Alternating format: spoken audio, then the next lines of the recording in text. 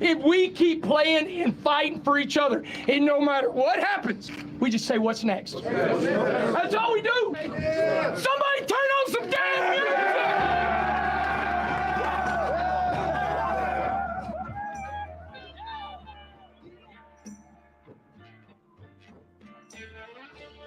You're listening to the Gambling Gauchos. Talking Texas Tech, betting on the Big 12 and beyond. We've got everything you need, money lines, memes, and matadors. Well, you want to quit, Ethan? That'll be that day. Now, here's Kyle Jacobson and Rob Bro, the Moneyline Matadors. And Ryan The Mainville. Casino Cowboys, the Parlay Picadors. You see, in this world, there's two kinds of people, my friend. Those with loaded guns, and those who dig. You dig. Win. The Gambling Gauchos.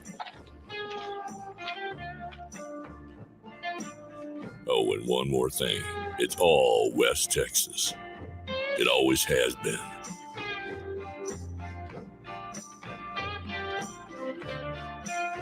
Ooh, welcome to the Gambling Gauchos. I'm Rob Bro. He's Kyle Jacobson. He's also Ryan Mainville. That's two different guys. Live in the Cardinal Sports Center studio. If you need to gear up for an upcoming Texas Tech athletic event or your kid's Little League or anywhere else, or just get some Gauchos merch, you can do it at Cardinal Sports Center. We missed out on sponsoring a Little League team this year. I found out who the sponsor was and not happy. But it's not us. I'm sure Cardinals did their uniforms. They look awesome. They do Little League jerseys all over the place. Uniforms, jerseys, whatever. If you need a Little League jersey for your kid's team, go to Cardinals. They can hook you up. Team sales is a big part of what they do. If you want custom gear, if you want to get a Gauchos hat and put your name across the side, more power to you. You can do it at Cardinals. You can also customize anything you want in their customizations shop. MyCardinalsports.com. Kyle, Ryan, how you guys doing? Still digging a little bit from that baseball series. That's a tough weekend. That's the way baseball goes sometimes. Stickball. That's a six sweeper. Yeah. We'll get into that later, though. Let's do basketball first. Money, it's been a while. You were on vacation and eating bad elote and all kinds of things. Sorry, I don't want to bring up that. I had bad shrimp a long time ago. I still don't like talking about shrimp, so I'm sorry I brought that up. But getting to know the Gauchos. Maybe I had 17 blankets on. I was dying in my room. It was the worst chill sweats I've ever had. Bad shrimp from Costco. Maybe a moratorium on the season, Money. I know we did the spaces, but some final thoughts and state of the program, in your opinion. Yeah, well, it's good to be back, boys. It's been a minute. Glad to be back. Obviously, rough go, for this weekend and hoops in general, just kind of, looking around, figuring out where to go from here. There's not really any clear answer, and there kind of won't be until, Texas Tech finally announces a hire, gets some staff in the building, and they can start building out the bench with both coaches and players.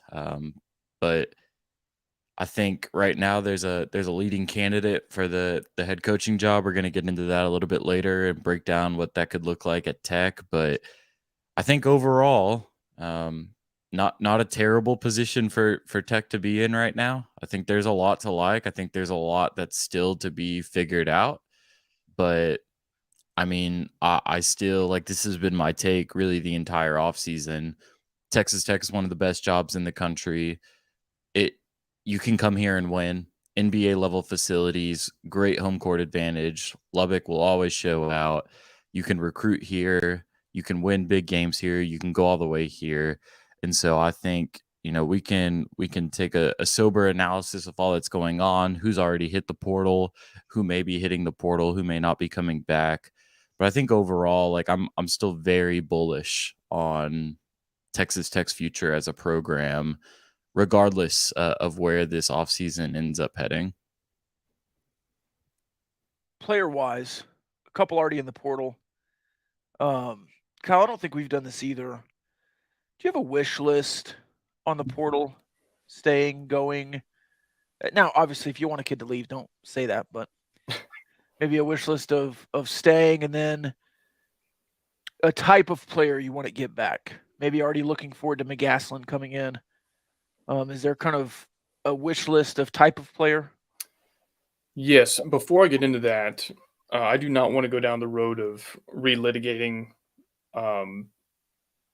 Mark Adams's, we'll call it separation of employment from Texas Tech, so as to leave the exact verbiage there a little bit ambiguous.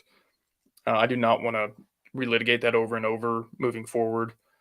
But to anyone who is maybe reluctant to acknowledge how bad the state of the program was when he left, consider this. Either before his first season, can y'all hear my dogs barking? You want me to go yell at him real quick? Oh, no, man. It's all right. That's just your heartbeat. Either before Mark Adams' first season or before his second season, a lot of guys maybe were asked to leave the program, which would, what I'm about to get into, would point to maybe poor talent evaluation or poor development, or chose not to be part of this program and went elsewhere. And here's what they did. Malik Wilson was on a Sweet 16 team this year at Houston, a 1 seed. Now, he didn't get a lot of playing time. I think he was hurt. Kevin McCullough won a Big 12 championship, bounced in the round of 32. Malik Wilson set out to leave because it was a double transfer. He chose to leave and knew he was sitting out just to go to Houston. Terrence Shannon had probably his best statistical year in college. Didn't get far in the tournament, but he made it. It's more than anyone who stayed at Texas Tech can say.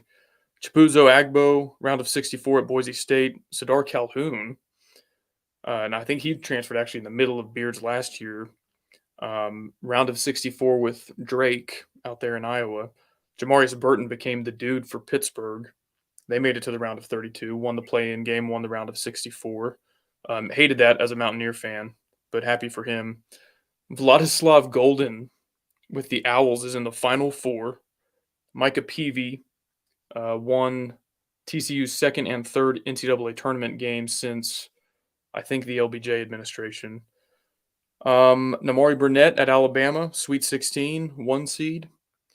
Tyreek Smith even at Oklahoma State has made it to the NIT, and they finished higher than you in the Big 12 standing. So my point being, and thank you, by the way, to the anonymous tweeter who DM'd that to the Gauchos. He put it all nice in a spreadsheet for us. My point is, anybody who either chose not to be affiliated with the Texas Tech program over the last season or was asked to leave probably wouldn't switch places if they could do it all over again. And that was kind of like what we wanted to prove to a guy like McCullough. Like, okay, go to Kansas. We don't need you. We're going to make another Sweet 16 run without you or whatever. And it didn't pan out. So I think it speaks to how bad of a spot you're in when a guy can go to Boise State, Florida Atlantic, Drake, literally anywhere, and find himself in a better position than he would have been had he stayed on this team. So in terms of guys, now that we're talking portal, I would put them into like tiers, I guess, of how badly you want them to come back. I think Jalen Tyson is certainly tops on that list. Pop Isaacs is probably right there along with him. Daniel Bacho, if he's first third of the season, Daniel Bacho, and the guy that was getting a lot of hype all offseason, you do need a big man now that Fardaws is out of the picture. I might put those three kind of toward the top. Secondarily, I liked what I saw in flashes from guys like Lamar Washington, Elijah Fisher, still young guys that you can mold. And then guys that maybe tier 3, tier 4 that aren't huge priorities. KJ Allen, he's close to out of eligibility, was never able to carve out a role for himself. Fardaws ready for that drama to be over with. Don't really desire to see him come back. Davion Harmon, I mean, he's a guy with experience. I guess he'd be more toward the top of that list. Who am I missing here that still has eligibility? Kerwin Walton. Does he have another season left? Yeah, I think Walton and DeMarion Williams. If you feel like you can out recruit them, I would say they're not in that tier 1 priority level or tier 2 even. But I think they could be role players for you if you find the right guys around them.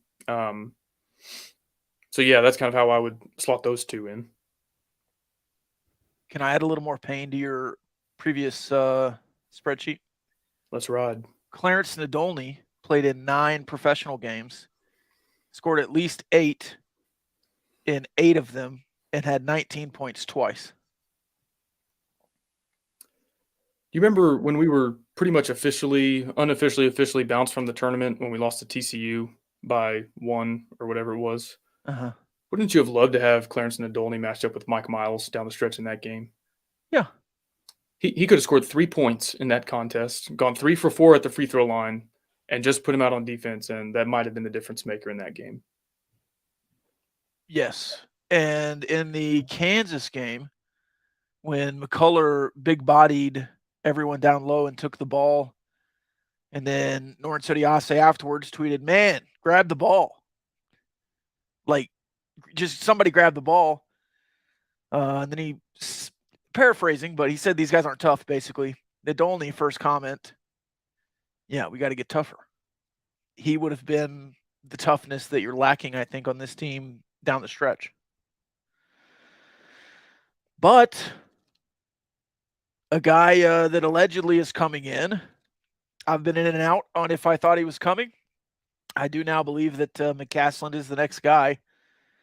Other people smarter than I am have been more sure for longer, but his team certainly seems to play like maybe some of the better defensive teams that Texas Tech has had play. Toughness, togetherness, seemingly knowing what the other one's doing down low, overhelping on purpose. Are those hallmarks, or is that just kind of peak McGasland, Ryan? I mean, that's in his DNA. It's just tough basketball. Every single game that I've watched from him, and I'm sure we'll plug this a couple of times this episode, but I'm making a video on McGasland, kind of just overviewing what he's done at North Texas, some of his play style, some of what he's done and recruited around. But I mean, it's just been fantastic defense year after year. I mean, he's been top 50 the last 3 years. And we can even talk about offense in a little bit, but the defensive intensity at which North Texas teams have played with over the last, 6 years now that McGasland's been there, it's just been a staple for this program. And I think that's kind of something that Texas Tech needs to get back. Obviously, this year you just kind of lost any identity of what this basketball team was, especially on the defensive end. Like, it just looked like a completely different program. But defensive intensity is certainly something that North Texas teams have played with. They've been one of the best teams in the country at defending the three the last 2 years, which I know whenever Tech fans kind of see a good defense, something that gets you worried is the 3-point shooting, because that's obviously been a pitfall for the no middle the last couple of years. But that's something McGasland has managed to counter year after year, and he's done a really good job at that, especially the last 2 years. I think last year team shot like 28.7% from 3 against North Texas on the season, and this year it's 30%. So, I mean, his defenses have been incredible.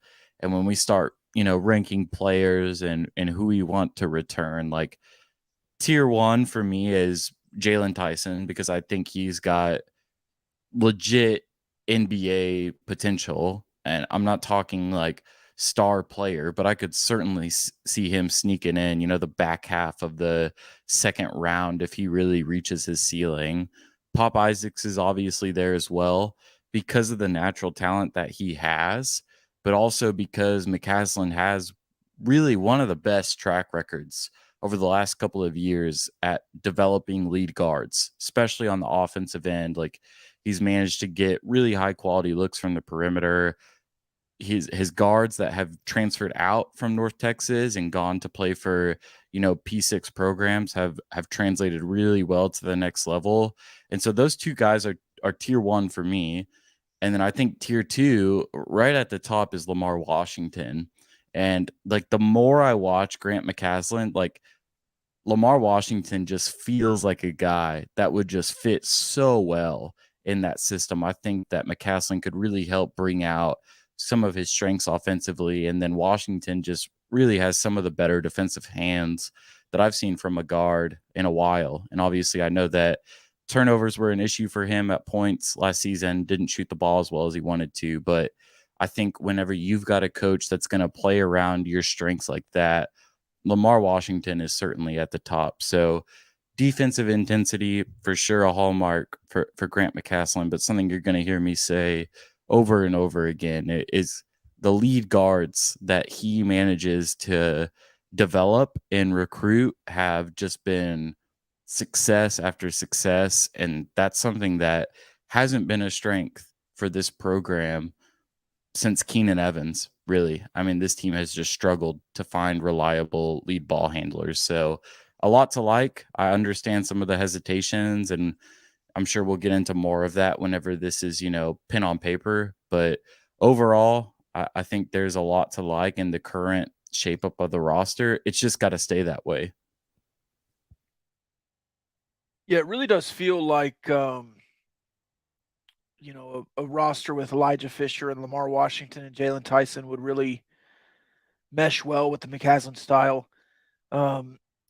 Tyler Perry, kid at North Texas right now, would be fun to get. I think he could translate to the Big 12.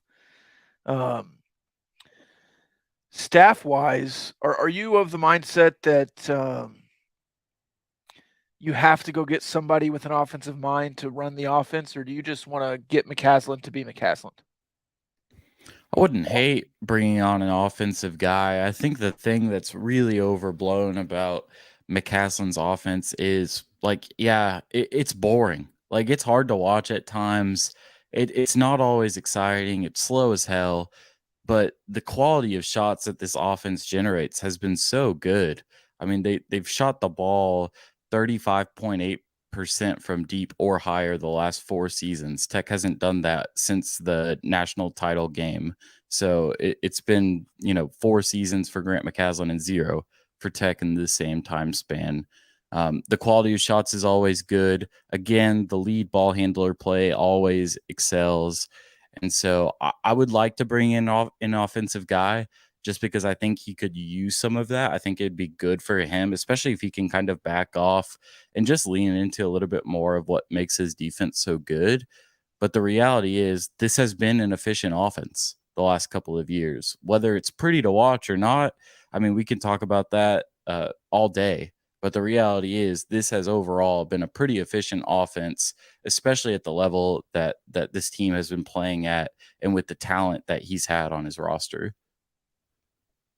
Also, when he was in the JUCO level or the level right before UNT, his offenses were pretty electric, or at least scored a lot more. Now, the JUCO style lends itself to that. You're always playing up tempo. You think of Steve Green in that respect. Yeah, I think you said it best when you said it's boring but not bad. And the last 2 years, this offense for wide stretches, especially this year, the offense was just bad at Texas Tech. It was bad and boring. McCasland's offense does not seem bad. San Diego State beat Creighton today 57-56 to go to the Final Four. Yeah. And I think that's like the theme of the tournament is defense travels. Like all the teams with elite defenses that have been pretty good or elite in that regard all season are the ones, for the most part, that have made a deep, surprising run playing above their seed level. So I'm fine with it. I mean, I think most fans are. They want to win. I think Tech fans, going back to the Mike Leach days in football, have this idea that like it's supposed to be fun and exciting. I would rather it be boring and win than exciting and be mediocre. So I'll probably save my McGasland takes until it's officially official. And I mean, that's one of my biggest concerns too. Is like, I think that also maybe gives you a certain ceiling if you never, because he's had some dreadful offenses. Like some of them are mediocre and some of them are just like really bad. I think that gives you a ceiling when you're like Ken Palm 250th in offensive efficiency. But if you're 100 something and you have a top 5 or 10 defense, you can still go a long way with that. So anyway, I'll holster any additional takes on Coach Gass until it's official. But I think I mostly agree with Ryan. Yeah, what do you need, a top 40 offense to win a national championship? Top Ryan would know. 40 offense. What's the stat? Top 40 offense, Ken Palm, top 20 defense? I think that's right. Yeah. I know Nate Oates and Matt Painter have not really done a ton, and they've had some good offenses at Alabama, Purdue. I mean, even look at Buffalo. Like, yeah, they're at a talent disadvantage, but the year that you house them by 20 or whatever, from wire to wire, they had like the fastest pace offense in the nation that year, scored on everybody. They were a really popular pick as a 6 seed to win that game and make a deep tournament run. And, they had nothing for you because you had the best defense in the country that year, or 1 and 1A with Virginia. So I'm fine with defense winning some rock fight ugly games. I think that travels. I would want to at least be competent on offense, and I think he can be. And I think it maybe changes the equation if he, has access to a different recruiting pool and talent pool. But I like having an identity. I like having a culture, and he's been very consistent. Even his good seasons, his bad seasons, they're not all too different in the win column. I mean, he wins 20 plus games every year, no matter what level he's coaching at. And so sign me up for that if he's able to duplicate that success here. Yeah, and if he was 23-14 at Texas Tech, it would be a much different seating too. I mean, you wouldn't be in the NIT if you were that record at Texas Tech. Ryan, if it's not McGasland, let's just say the donors and the administration just wake up tomorrow with a surplus of money. What's a name that you would put in the hat as a main target just in the dream world? Who do you think could win at Texas Tech? I mean, I really like the looks that I've got from Dusty May really throughout the tournament. Obviously, now it kind of feels like I'm cherry picking because he's made the Final Four. But kind of my take on him from the beginning has been this is a guy that wins a lot of games. His offenses are always really good. I mean, he's on record saying, like, I love FAU, build me some new facilities, but I love it here. But I mean, he's a guy that's kind of always piqued my interest, even more so than some of the other names that have been floating around. And so Dusty May's one that obviously intrigues me quite a bit. But kind of interested to see what happens with Rodney Terry after today. I mean, I think the odds of him ending up in Lubbock, even before, the talks of Grant McGasland kind of being the front runner here, would be slim to none. But I think that's a guy I think there's two sides of the coin. I think the reality is this is a team with loads of talent. I think it does not matter who recruited it. This is a team with a ton of talent. It's easier to win with this team than it would be to not. But this is also a guy who is coached really well everywhere he's been. I saw some takes on Twitter the other day about him not being a good recruiter. There's just no meat to that for me. This is a guy that recruited Bryson Williams to follow him twice, almost did it a third time to Texas, but eventually, Texas Tech ended up winning that fight. But I think, Dusty May is one that certainly intrigues me. And then I'm just generally curious to see kind of where Chris Del Conte goes from here. Can I push back on the Rodney Terry point? Because I think you and I might disagree on this. For sure. So, I mean, I think some people were comparing like the hype of the Beard hire when he first came here in 2016 or 2017, whenever he was hired, and saying like he had skins on the wall and McGasland doesn't. And in my opinion, they both have one tournament win as a 12 seed, I think. McGasland was just at that level longer, Sun Belt, Conference USA, that type of conference. Beard was ascending so quickly. But I think had Beard spent 5 years, 6 years at Arkansas Little Rock, it might not have looked all too differently than McGasland's tenure at North Texas for the past 6 years. But Rodney Terry, going back to 2011, he's been head coach for more than a decade, and then this season, pretty much a 500 guy. I mean, I talked about McGasland's consistency, like almost always has 20 plus wins, no matter what level he's at, always has a winning conference record. And Rodney Terry has some stinkers in here. I mean, he went 3-11 in conference play at Fresno State, 5-11. They did get better as he stayed, but one NCAA tournament appearance and they lost. I just see a lot of like middle of the conference finishes at that level of basketball. And until he got to Texas, where he's handled a tough situation on one hand with, being thrust into the interim role mid-season, handed a great situation on the other hand because he's given this loaded roster. Until this year, I mean, like, there's nothing on that resume that, pick his 6 best years, and I would take McGasland's 6 at North Texas over him. So that was a name that, however plausible it might be, it never really excited me. Yeah, I mean, I agree. I think I'm intrigued to see what happens from here. This will only be the second time, as you mentioned, that he finishes in the top 100 of both offense and defense in KenPom, which is pretty dreadful for a guy that's been around for over a decade. I just think that the complete disrespect or, dismissal of him as a good coach because of this roster isn't necessarily all encompassing. Like I'm not saying I want him to be the head coach at Texas Tech. He's not probably within even my top 5 favorite candidates. I just think there's more to him as a coach than just being a guy that was handed something that Beard made on a silver platter. If I had a blank checkbook, I would still be going after Sean Miller. Same. I can't help it. He's been number one for me this whole time. And we haven't heard him. That hasn't been reported anywhere, rumored anywhere. So that may have been one of those, like, we've been tweeting, make him say no for 2 weeks now. That may have been one where you called me, he said no. And, it was a 30-second phone call, or maybe you just never reached out, but that was always who I wanted. I'll say this, if the hire is McGasland, and this is where I think this is not an indictment on him personally, but he is not the caliber of candidate I thought you could hire coming off of this 5 or 6 year run, the investment you've made in NIL facilities. I didn't know if it was going to be Sean Miller, but, you get when fans start dreaming about Sean Miller, Rick Pitino, Billy Donovan, whoever else, and then you get a guy that you could have hired in 2016 before you had any of this success, before the Womble was built, before you were at the forefront on NIL. I can see why it's disappointing from that standpoint. It feels like you're not capitalizing on the momentum of the program.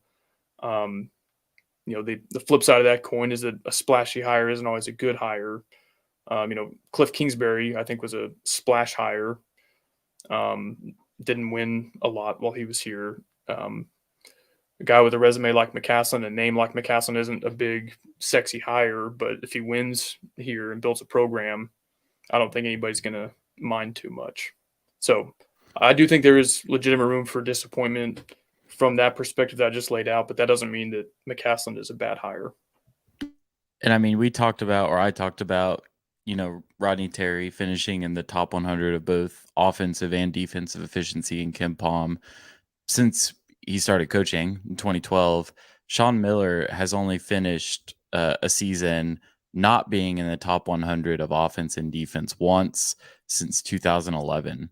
I mean, this is a guy, when you open his KenPom coaching profile, it's a lot of green, a lot of green, like a guy that's just done a lot of incredible things, especially on the offensive end. So I think the Sean Miller, thanks Dwayne, I missed you too.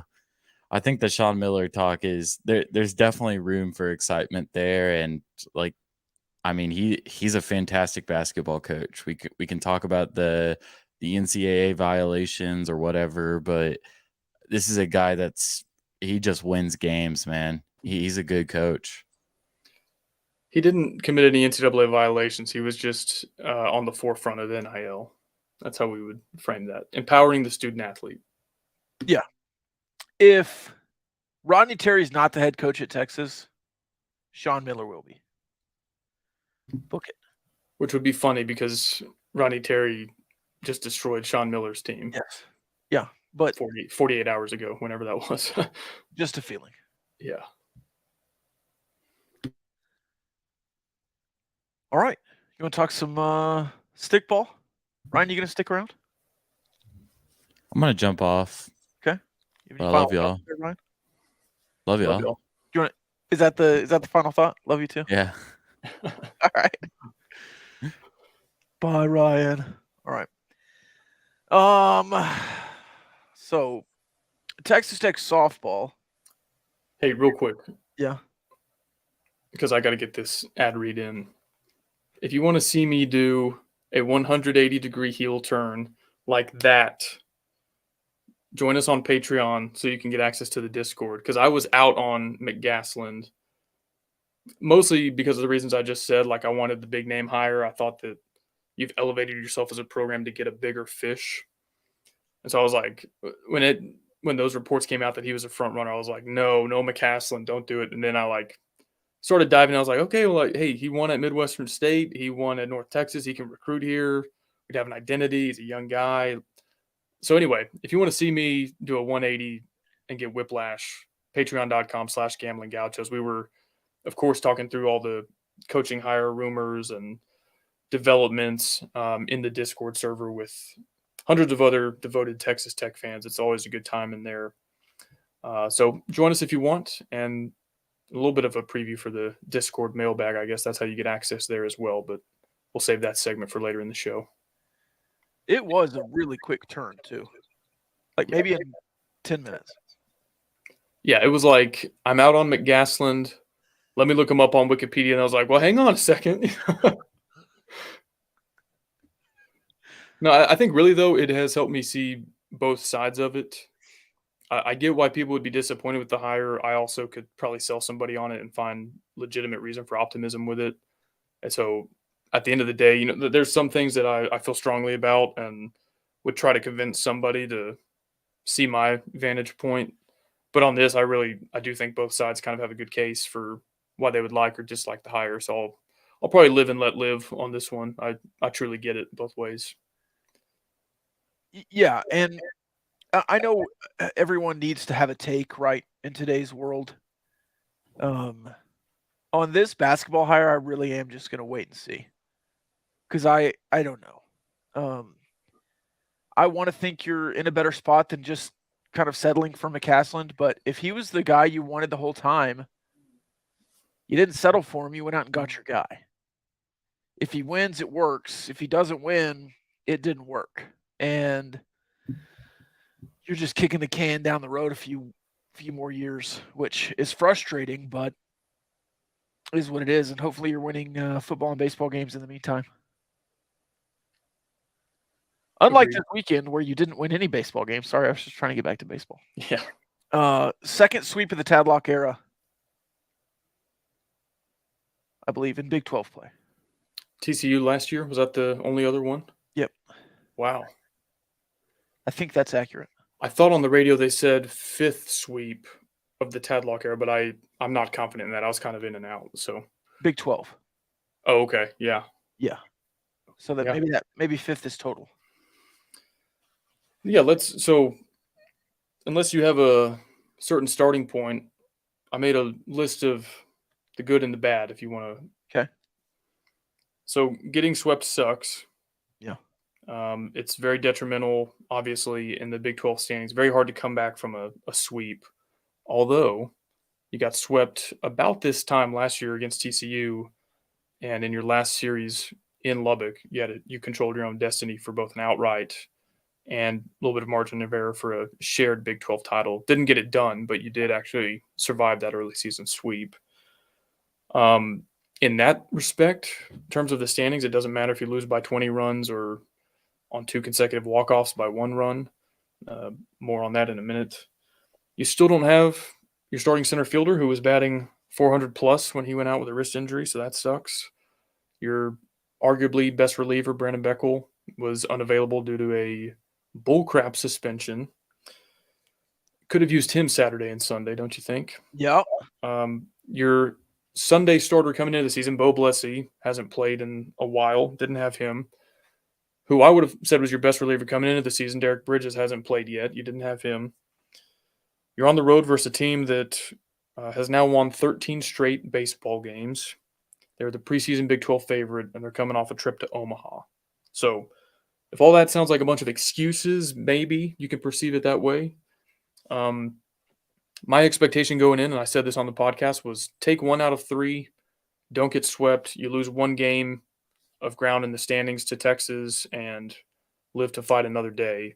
And you were literally about this close on a couple, game 2 and game 3. You had a couple really long shots off the wall, and they had a couple that just barely got over the fence. And so that's where stepping back and saying, yeah, getting swept sucks. I say that the games with how they played out, how the team performed, they were very competitive. You know, I didn't lose confidence, I guess, in the big picture long term. I think their ceiling is still the same as it was before this series. I think they were very close to getting 1, maybe even 2 in this series, all while not playing their best and playing pretty shorthanded personnel-wise. That's kind of my thoughts on it. Bazell, Harrelson,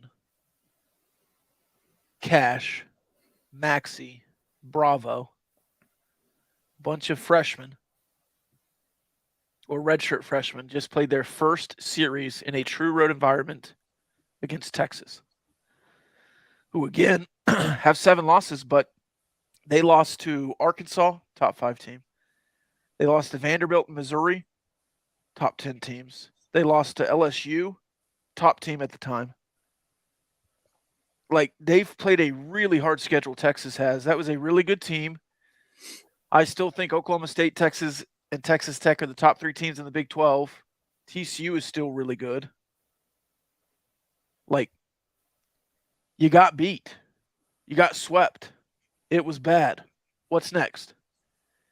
What's next? And that's what, as fans, our reaction to the game, our tweets don't impact it, but I would hope that the team's mentality inside the clubhouse reflects the what's next. Like, yeah, it sucks to get swept. It sucks to be tied going into the 9th on Saturday and Sunday and to lose in walk-off fashion.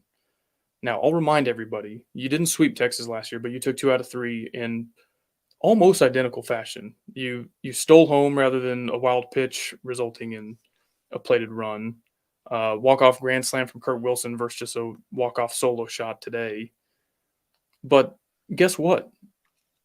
You didn't win the Big 12 last year. Nope. And Texas went to Omaha, and you didn't even get out of the regional. And so if you get swept this weekend and you host a regional or playing in a super or in Omaha, is anybody going to really care that much? And so if that's where I don't want to deal with fans that just want to whine about it. Like, yeah, again, it sucks to get swept. There's no way around that. But act like the sky is falling and all of a sudden we don't have a baseball team. I can't get on board with that because I think that Tim Tadlock is a good enough coach and this team is mentally tough enough between the ears to lick their wounds, learn their lessons from this weekend, and be a better team for it come April, May, hopefully into June. That's my only – I'm not going to try to tell anybody that, oh, it's actually okay that you got swept. But I think – come May or June, we might look back on this and look, if we're winning a regional on our home field, it's going to sting a little less. That's all I'm saying. Getting swept is bad. Yeah, breaking. It's baseball. Baseball is a season sport. In football, you live and die by each week because it really matters. In baseball, you can't look at one weekend and say, all right, there's your team. You can't win on the road. Yeah, it doesn't work. Now, are Tim Tadlock teams better at Danlaw Field? Yeah. They're going to play like 40 games at home this year. And if they win a bunch of those, they'll play their entire postseason run until Omaha at Danlaw Field. We need to get these guys a new ballpark because we score too much at home and can't score enough on the road. That is so dumb. It is. Like, did the length of the fence in the outfield cause Kevin Bizzell to step off second base after doubling off the wall? No. No. Did it cause you to get thrown out at home because the backstop plays different there? No. Like, you made base running errors. You didn't pitch your best during several stretches. You failed to capitalize with runners in scoring position.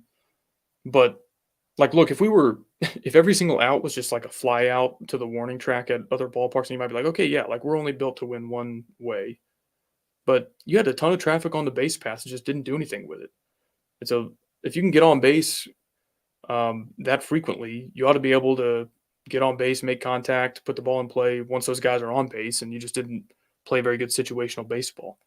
The other thing, Rob, is like the players already know. They don't nobody needs to be told that it sucks to get swept or that like this weekend wasn't good enough. Yeah. Like, you think they don't freaking know that as soon as they go back to the locker room? Now, that's where I hope that the players' reaction is different than some tweeters' reaction.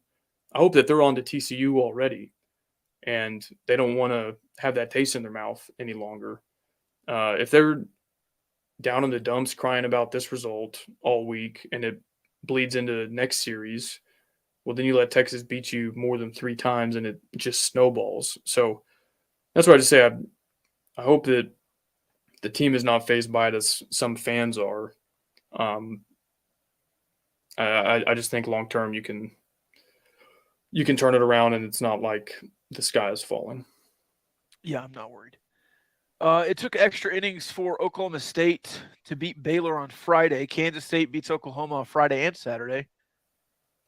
Did they complete the sweep today? TCU swept. I was getting there. Let me see. Yes, Kansas State came back and won 8-7. And TCU swept Kansas. So I would say from preseason expectations, even with the sweep this weekend, I would say Texas Tech has trended higher than maybe they were picked preseason, and OU has trended downward from where they were picked. I guess we'll find out really quick if you're better than TCU or not. But you've already played Oklahoma State and Texas, which I think many would have pegged right now as the top 2 teams in the conference. And again, this is where, like you alluded to, it's a 55-game season or whatever. You lose a series, get swept in late March. Well, you could go on a tear, especially in the second half when you play these lower half of the Big 12 portion of your schedule. It's just a long season. And, yeah, fans treat it like football or basketball where, like, every game moves the needle on whether you're going to make the tournament or not. And, again, the ball flies a couple more feet when you're at the plate or a couple fewer feet when they're at the plate, and we could be talking about a totally different series. So it really didn't change my mind too much about what this team is, what they can be. On a scale of 1 to 10, how panicked are you on the panic-o-meter? Where it's panic? 10? 10 is like we suck, we're not making the tournament. 1 is like you're certain we're going to Omaha. 1. Really? Yeah. Okay. Oh, we're going to Omaha. Okay. We're going to win the Big 12. All right. Where are you? Like 4. 4? Yeah. Because of this weekend or because what you've already seen? No, 4 to me is just like I recognize there are some like very reasonable deficiencies. Like, yeah, you are better, way better at home. And like you need to get healthy. You need to find some starting pitching consistency. So I'm not worried about like not making the postseason or, oh no, we're a bad baseball program. Tadlock's lost his touch, but I recognize the deficiencies. I would be surprised if you don't host a regional. Oh, hey, I'm planning to be in Lubbock for the regional. I wanted to make one more note. Do you know the only way to get walked off? Do you know the answer to that? The only way, it's not a riddle. It's to either have the lead or be tied in the bottom of the 9th or extras. Yeah. You didn't quit fighting. Exactly. You tied it up. again, there's two sides of this coin. One, you've only scored first, I think they said on the radio 8 times this year in 23, 24 games. So that's not good. Like, I would like to get out in front of some of these teams, and Right. but that also says that, half your wins you're clawing back from a deficit, and maybe it's really early and not a big deal. But yeah, Saturday and Sunday, I'll be honest with you, I thought we were like kind of out of it. I didn't have high hopes, and then there I am in the bottom of the ninth, glued to the radio. And so I liked the resilience. Like, again, in the standings, it doesn't matter if you lose by 20 or on a walk off, but the fact that they clawed their way back in after some really tough breaks and like not playing that well for certain stretches, to me, is a positive sign. You would have liked to have finished it off, but it's better than just laying down and rolling over. More positives. Tracer Lopez's defense has really improved. He can play. And at the plate, I feel like he's improved. Obviously, after a sweep, you can pick at bats where guys didn't shine. Cash, a couple of strikeouts, but he hits the triple today to tie the game or to get you within one, and then his pitch runner scored to tie it up. Bazell, Green, Hester. I mean, I'm really high on this offense. If Beckel was available this weekend, if Blessy and Bridges were available this weekend, you don't get swept. Now, injuries happen to everyone. Obviously, they're not there. You can't pitch them. But I just feel like this team is going to be really good. They're good right now. I think they're going to be really good down the stretch. I also just hate, especially in baseball, the hindsight revisionist history. It's like Andrew Devine on Saturday throws a wild pitch. It winds up scoring the winning run. Balks and then throws a wild pitch. Yeah, fair point. Everybody on Twitter goes, why in the world is Andrew Devine in the game?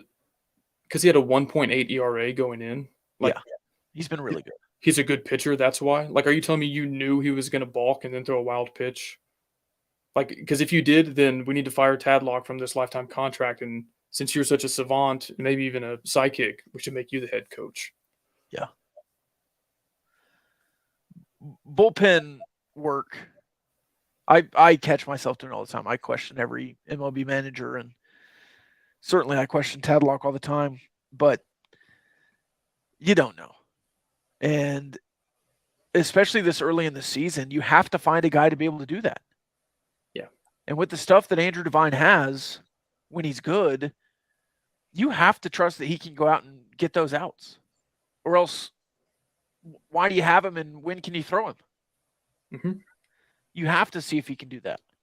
Yep. And you have to execute when you're called on. If you want to walk off Grand Slam for a meal, check out our friends over at Rahino Barbecue. Rob, I will be partaking when I'm back in God's country this coming weekend. Be there for the TCU series. Can't wait to get back. And we'll be at Rahino Barbecue, at least on Saturday, maybe Friday too. They're open Thursday through Saturday. Order online, RahinoBBQ.com, to make sure your food is there when you arrive, because the lines are long and it goes fast. Give them a follow on social at Rahino BBQ. Longtime supporters of the Gambling Gauchos. We appreciate their support. Rahino Barbecue. That is a 6:30 first pitch Friday night, and then a couple of 2 p.m. starts. I also saw that I love this take. This is so funny to me that our pitching coach sucks. That's a common. Oh, yeah. That's like the center spot on the post-game L bingo card for Texas Tech Twitter. It's just like blame the pitching coach. Yeah. Same pitching coach that, by the way, had last year's Friday, Saturday, and Sunday starters drafted so high that they chose that route rather than coming back, and who could blame them? And so, like, whine about the pitching coach all you want, and he'll just keep sending guys to the MLB draft, and we'll reload, and he'll develop guys like Molina into really good starters. It's crazy. Rumor has it Big Hen will also be in attendance Friday night. That's a big one. We're talking Picador of the week from a couple weeks ago. Big Hen, you could be in attendance every night if you wanted to. Hey, Let me flash my cash here. do you want to talk like potential lineup changes? Yeah. I don't know. Maxey looks good defensively. Do you want to put Bazell behind the dish? If you do, who's playing third?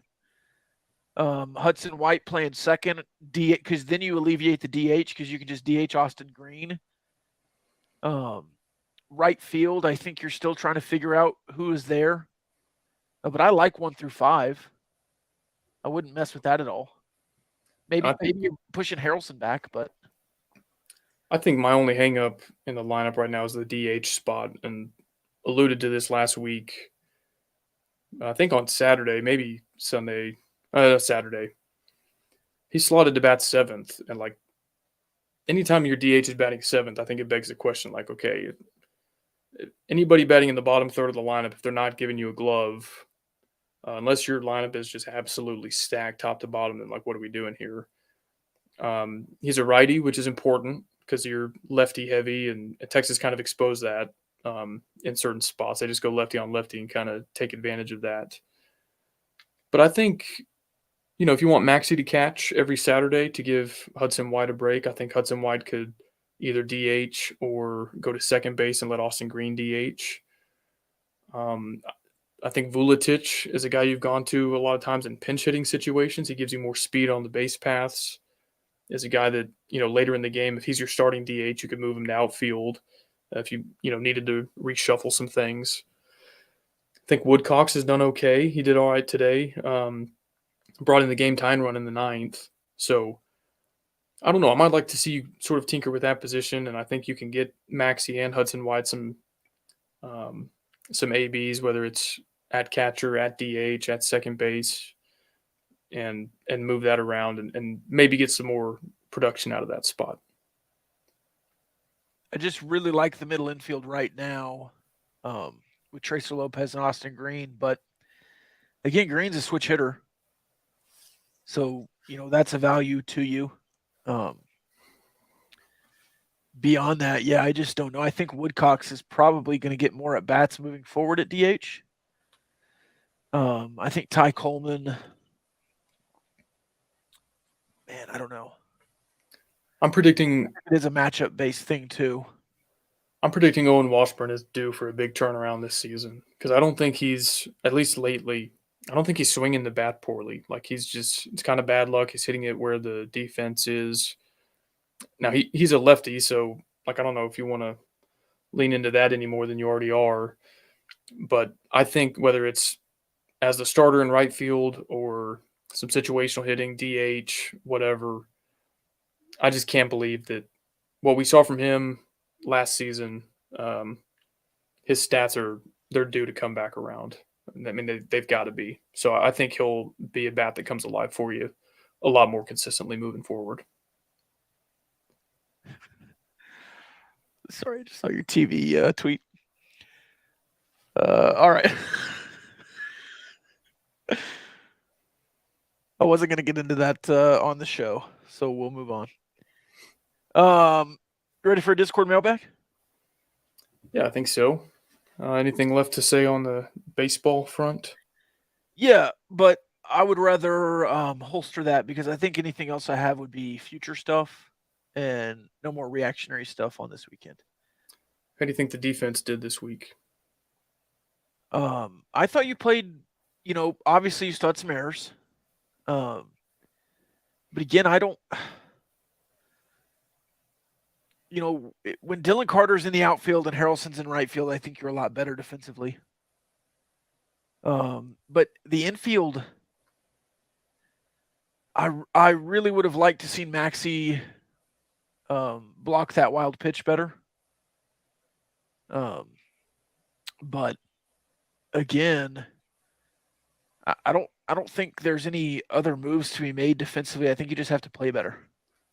Yeah, I don't think I mentioned this, but I didn't watch any of this series. I listened to the entire thing on the radio when I could. Shout out to Longhorn Network. Yeah. Jeff Haxton does a great job describing the action, of course. And he certainly made it sound like there were some well-hit balls in the infield that our infielders made a great play on, that Cash scooped a lot of throws, and they barely beat some runners. You turned two a couple times. I think you didn't get that going until later in the series. Maybe you didn't have a double play until Sunday. And then, of course, Hester at the fence in left field with a sensational grab. Yep. But like you said, there's still some errors here and there that cost you runs in close games. So would like to see that cleaned up, but I think you do see improvement, though. I don't know if the stats really bear that out yet. But like you said, the shortstop position with Tracer Lopez is kind of locked down.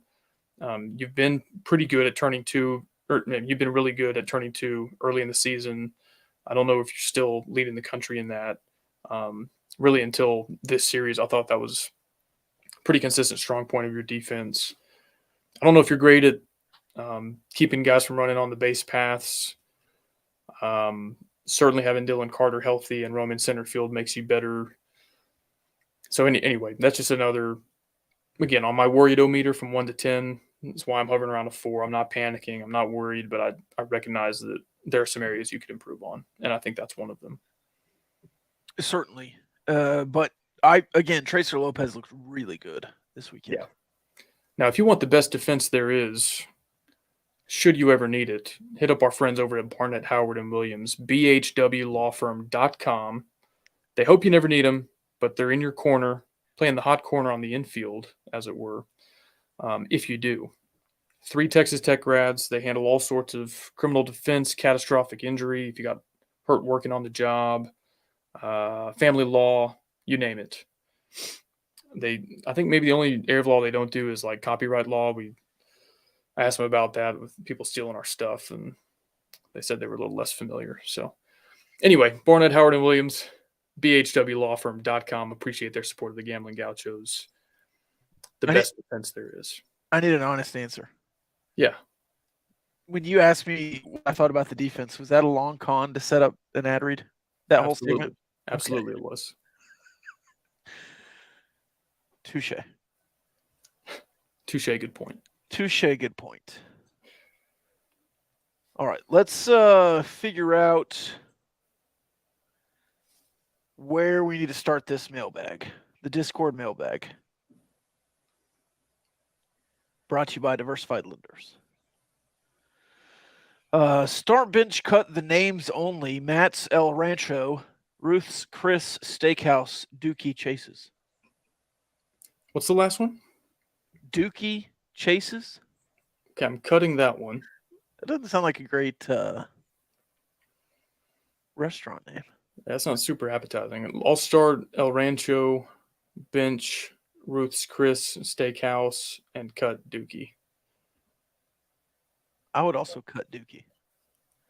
Although, did you know, I know this is name only, since moving to Fort Worth, learning a little bit about my new community, Ruth's Chris Steakhouse is one of like the last places that JFK ate, because he spent the night in Fort Worth before going to Dallas the next day, and I think he had dinner at that steakhouse. I could be wrong. Maybe he just ate there one time, but I think that was like one of his last meals.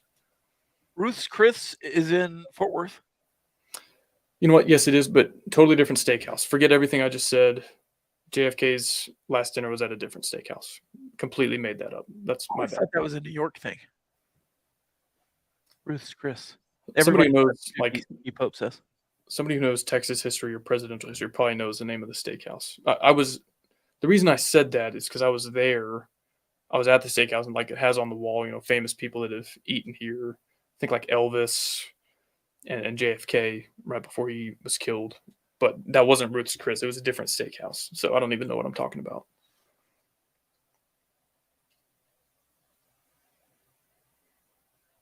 Sorry, I was trying to do a quick Google. Is there a bigger bum in college basketball than Brock Cunningham?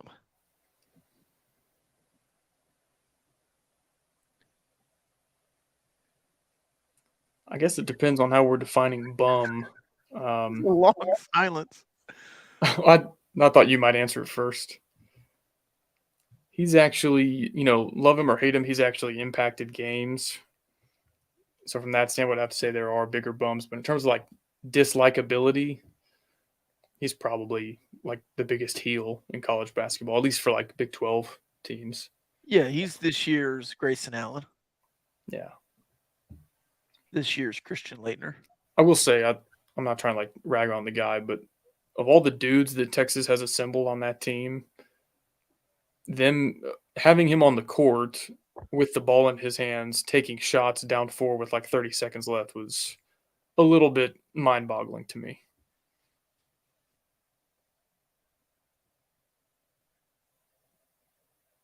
A little bit. What are you bringing to the Picador potluck? Give it a go to? You go first. Let me think on this. Funeral potatoes.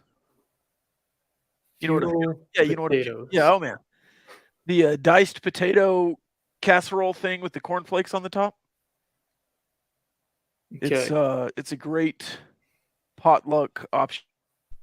Okay. Man.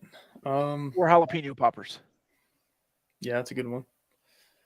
I made some. This would not be appropriate for like a potluck, but I made a good like breakfast on the griddle this morning. So I might just like refuse to read the room and bring like some griddled pancakes and bacon to the potluck. I highly think of my pancakes. I think I make the best pancakes. But griddled pancakes are way better than any other pancake. So good. That crust you get on the pancake from the griddle, top notch.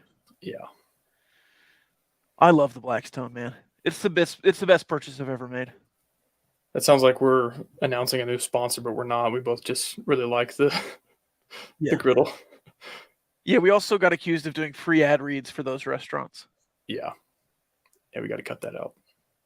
Apparently Ruth's Chris is in San Antonio, Austin, Dallas, and Fort Worth. Hey, can you explain this reference in the comments? The he gwittied de breakfast. What is that? It's a the new TikTok trend. Oh, okay. That's why I don't know it. Yeah. Do you know what the gritty is? Oh, you know. Yeah, Justin Jefferson. Yeah. So people will gritty in the movie theater or the mall, and then it's like the camera pans to their buddy, and it's like, oh my god, he just gwittied into mall. Yeah. Oh my god, Kyle just gwittied into podcast. That's what it is. That's gonna be on no context. Yeah. Start bench cut cane sauce, Slim Chickens Cayenne Ranch, McDonald's barbecue sauce. Actually, I've got a quick rant here. Okay. How many restaurants are we gonna allow to get away with this? Just putting Thousand Island on something and calling it special sauce, secret sauce, cane sauce, whatever. I'm over it. Just say it's Thousand Island and let's move on. It's not Thousand Island. Whatever it is. Isn't that basically what it is? I've never had it, but you've never. Isn't it the same as like Big Mac sauce? This is one of my favorite things you do. You have such a strong point, and you just land it so well. And you say, I mean, I've never had it, but that's what I just assume. You're just so confident. Anyway, I forgot yes, where I was. All the special sauces are the same. It's ketchup and mayonnaise. I was at a burger joint in Austin, and they called it special sauce. I was like, this is the same as Big Mac sauce, cane sauce, whatever. Anyway. Well, Big Mac sauce doesn't have ketchup in it. What were the options again? It's paprika. Cane sauce, Slim Chickens, Cayenne Ranch, and McDonald's barbecue sauce. Start McDonald's barbecue sauce. Cayenne Ranch, that sounds Cayenne sounds good. I'm not a ranch guy, though. Sounds what? And then I'm cutting cane sauce because it looks gross and because the comments doesn't like the slander, so I'm going to lean into that, play the villain, and cut cane sauce. I would start the Cayenne Ranch. I respect that. It's a really good ranch. I would bench cane sauce. McDonald's barbecue sauce of the barbecue sauces is one of the worst. Yeah, but we weren't start bench cutting it against other barbecue sauces. We were bench cutting it against two sauces I would never put on anything under any circumstances. Yeah, I would cut it off between these three. Okay. That's what I said. Yeah, it was my turn, and then I did it, and then so on the Cayenne Ranch, I respect it, but I don't agree with it. on the McDonald's sauce. I both disagree with it and don't respect it. I do like their barbecue sauce is not sweet. Yeah. It is. I mean, it is sweet, but it's not like it's a little hickory in there too, I think. I like when we start bench cut something and then I analyze how you start bench cutted it. Cutted. Yeah. I prefer Burger King's barbecue sauce. Chick-fil-A's honey roasted barbecue sauce is the best. I haven't had Burger King in I don't know how long.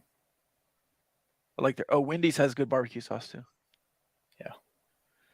Start bench cut Louisiana hot sauces, Crystals, Tabasco, Louisiana Red Dot.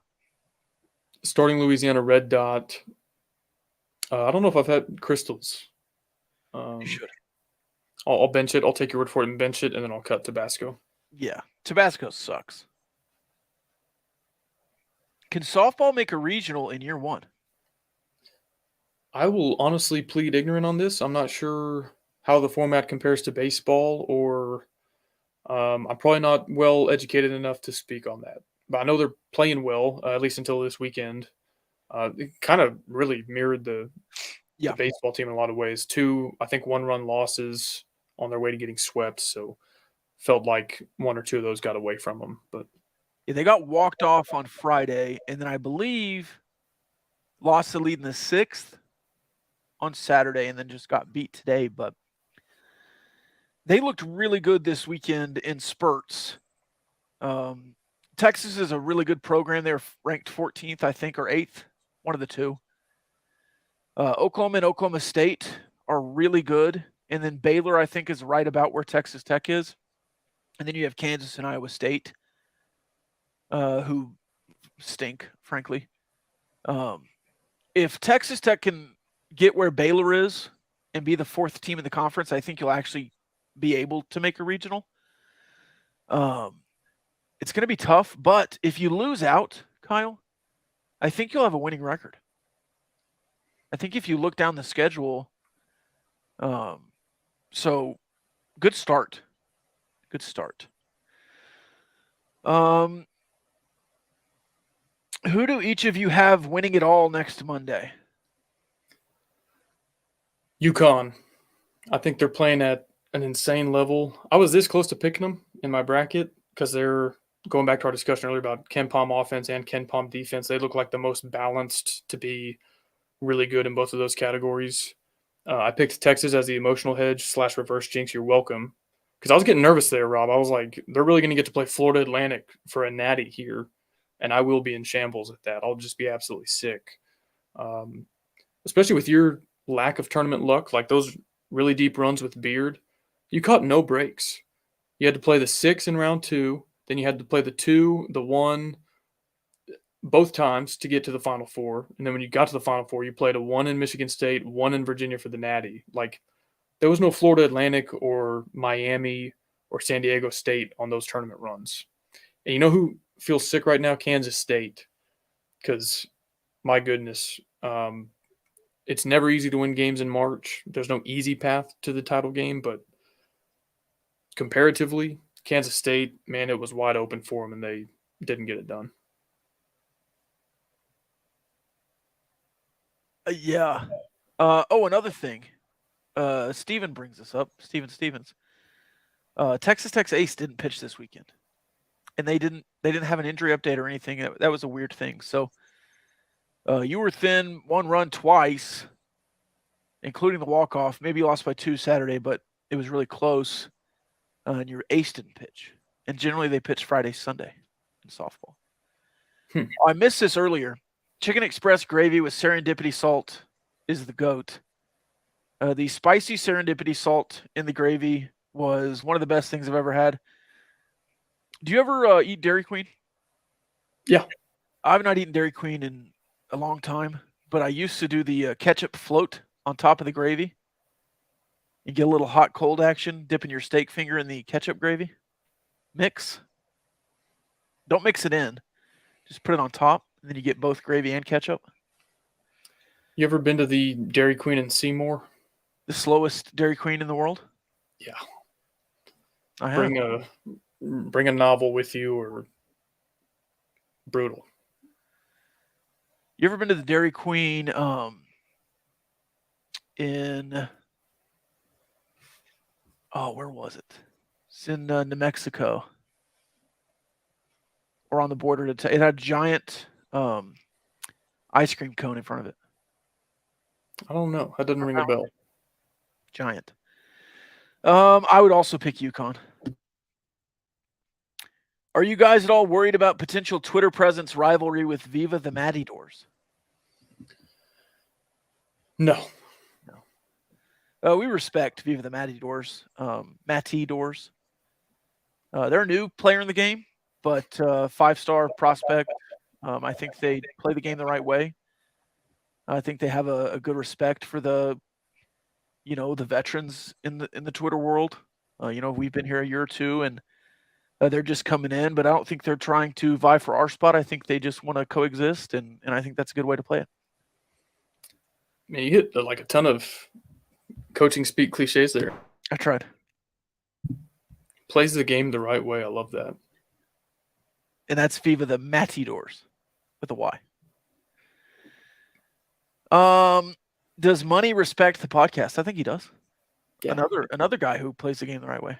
Yeah, I think he respects the podcast. He's got a lunch pail effort. I think he puts his head down and works hard. He's a high IQ player. Yeah, I think he gets the most out of his talent.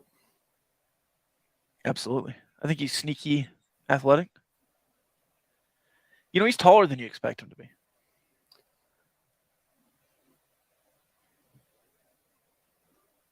I think that's it here, man. Getting to know the Gauchos. But the one who's not here right now. Yeah. Well, he is.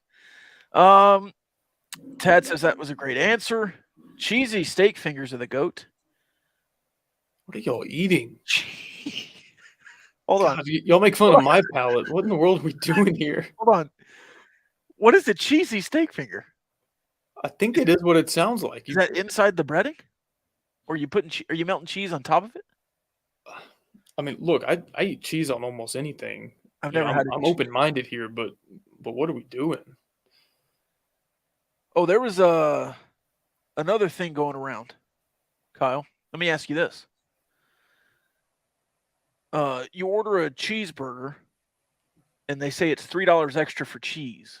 Would you pay for the cheese? I would be playing a situational type game in this instance. I'll be honest, I probably would say yes, but I would probably not go there for a burger ever again. So you would bite the bullet in the instance and then not go back? Yeah, I mean, I just don't. I think cheese is a pretty important ingredient. Like if they told me, "Hey, we don't have jalapenos or grilled onions," like okay, but I can do without those, and I can eat a hamburger instead of a cheeseburger. But it's a pretty important ingredient there. So I would probably bite the bullet and do it, but just choose to get my cheeseburgers elsewhere moving forward. There was a couple on a first date. I saw this actually. The guy didn't want to pay for the cheese, and so she ghosted him. And I get doing that on principle because like that is ridiculous for a slice of cheese. I went to dinner one time with a guy who he actually owns a couple of restaurants in Lubbock. We were out of town and they were charging $19 for a baked potato. And he was like, man, hell of a margin on that potato because, who knows how much they buy it for, 50 cents at cost. And, there's preparation that goes into it and staff time and you add some other ingredients. But, yeah, they're marking that up, 2,000 times or loaded 2,000%. Yeah. Was it truffle butter? I don't know. $19? Yeah, for a baked potato. The cheese steak finger texter Ryan says, no, they make the steak finger with pepper jack cheese in it. Limited time only at DQ. Thank me later. I might try it. Yeah. I mean, I'm certainly not knocking it. Pepper jack is great. I think pepper jack is a good fit for that menu item. Yeah. I was thinking like American cheese or something. I was like, yeah, I don't know about that. I've got a chicken fajita burrito waiting for me after this. Nice. It's back there. It's way behind me now. I think I slid it back too far. Is the burrito off camera? Do you see it? No. Yes, it's off camera. It's right here. See it? I grilled it. Oh, nice. Yeah. Papa Briggs is liking that shot right there. Yeah. I want a still shot of that on No Context because that was a great, just like nice burrito. I'm gonna put that as the YouTube clip art. Yeah. I'm done, man. Do you have any final thoughts? No, not really. I'm excited to be back in Lubbock. Bullish on this baseball team. Let's freaking go. Chase says a solid burrito roll. Thank you. Oh, one more quick final thought. Just a reminder, we are on a different podcast feed for our midweek episode. So if you haven't subscribed yet to the Dave Campbell's Republic of Football podcast feed, we're over there with a bunch of other podcasters representing other schools from the state of Texas. But that's where we'll be on Wednesday or Thursday, whenever we get that out. I think we'll be talking maybe more spring ball. Rob, I want to talk a lot of Big 12 conference realignment, Brett Yormark type stuff. And so one more quick plug for the Patreon. If you want to submit any questions for that podcast in the Discord mailbag, join us this week and get those in before maybe Wednesday night. And we will get to them on the football episode, and then we'll be back. I think we actually also have a preview tentatively scheduled with some TCU baseball podcasters. And so we might, I guess, have 2 coming out this week, or maybe we'll, I don't know. We can plan that off the air. Double drop. Yeah. If you want to go to the baseball game with Kyle and I, DM us. I've got a couple extra tickets. Do you watch Curb Your Enthusiasm? I have seen it. In my opinion, hilarious show. Yes. Makes it really funny of just like day-to-day situations that Larry David finds himself in. I'm finding myself in the thick of a plot line for Curb Your Enthusiasm because I don't technically know if we're going on the TCU podcast as guests or if they're coming on our podcast as guests.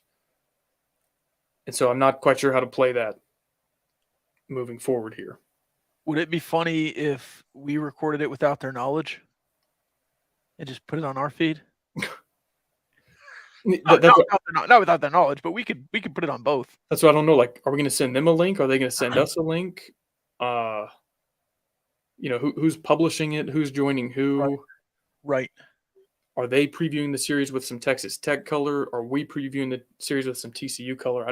I really don't know. I think the language in the DMs has been so ambiguous. I'm not actually sure what we're walking into here. Should we alpha them? Because we went on their podcast. I think it's time for them to come on our podcast. That's fair.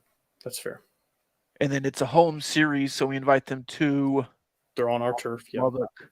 I say we move forward with that strategy. Also, is JD going to be in Lubbock? He said he might be. I think at least one of them will be. Well, they shouldn't buy tickets because I have tickets for them. You need to tell them that. Okay. Well, we'll get in the DMs pretty quick here. All right. And settle this. Glad we're doing this live on YouTube. Yeah, me too. Also, alphaing them was a joke if they listen to this. I know they take it in a couple times. Are the Rangers going to be good? Yes. What's the podcast etiquette here, Larry David? It would be a funny episode. I love that show. Larry David on a podcast. You're welcome, Ryan. Rangers country. Final thoughts, Texas Tech. We're going to Omaha. Be prepared. All right. See y'all. Love y'all.